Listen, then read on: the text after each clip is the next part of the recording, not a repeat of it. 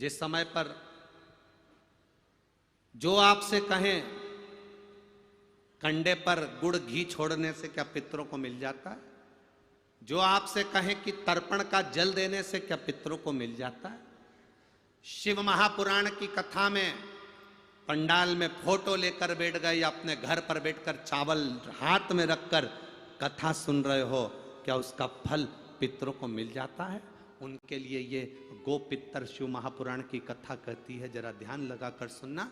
राजा सगर जो सूर्य वंश के पता कर रहे हैं, भगवान राम के जो वंशज रहे राजा सगर,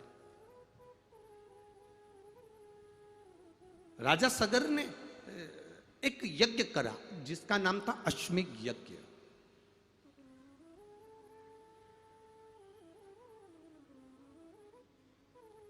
और राजा सगर ने अश्वमेध यज्ञ करा। उस यज्ञ का जो घोड़ा था, उस यज्ञ का जो अश्व था, वो इंद्र लेकर चले गए।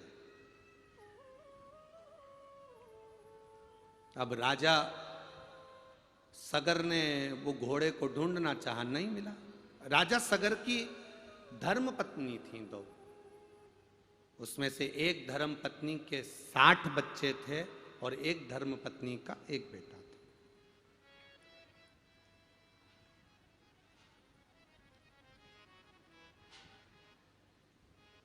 जब अश्व को ढूंढा गया, घोड़े को जब ढूंढने के लिए गया, अश्व मिलता नहीं। और अश्वमेध यज्ञ का जब तक अश्व नहीं होगा तब तक उस यज्ञ की कोई प्रधानता नहीं है।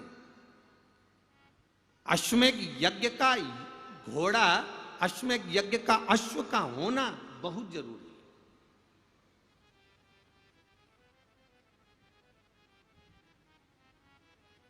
अश्वमेध यज्ञ का अगर अश्व नहीं है तो उस यज्ञ को प्रबल नहीं माना गया, उस यज्ञ को खंडित माना गया। अब घोड़ा ढूंढो। यह अश्वमेध यज्ञ भगवान राम ने भी करा था, यह अश्वमेध यज्ञ राजा बलि ने भी करा था, यह अश्वमेध यज्ञ भगवान कृष्ण ने भी करवाया था। अब अश्वमेध यज्ञ का अश्व नहीं मिल रहा। राजा सगर को नहीं मालूम कि इंद्र ने इसको चुरा लिया। कहीं इंद्र को लगा कि राजा सगर इंद्र की सत्ता को प्राप्त ना कर ले, इंद्र के वैभव को प्राप्त ना कर ले, इंद्र की गादी प्राप्त ना कर ले।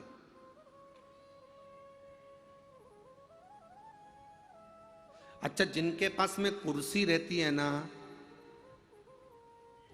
जो कुर्सी पर बैठे रहते हैं, जिनके पास कुर्सी रहती है, इनको कुर्सी जाने की चिंता ज्यादा रहती है। अभी विधानसभा के चुनाव चल रहे हैं, फिर संसद